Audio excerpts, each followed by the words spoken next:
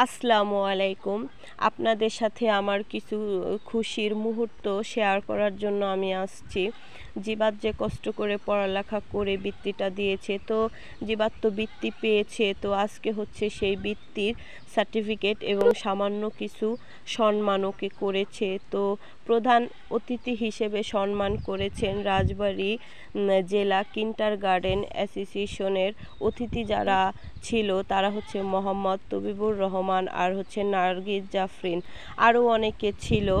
তো আজকে অনেক আনন্দ হচ্ছে, আমার অনেক গর্ব হচ্ছে আমার জিবাত বৃত্তি পেয়েছে। দেখেন ওদের স্কুলের টিচার হচ্ছে মার্স একাডেমির টিচার সজল নন্দী এবং হচ্ছে শিমুল স্যার, ওর হাতে সেই সম্মানটা তুলে দিচ্ছে। তো জিবাদের জন্য আপনারা সবাই দোয়া করবেন।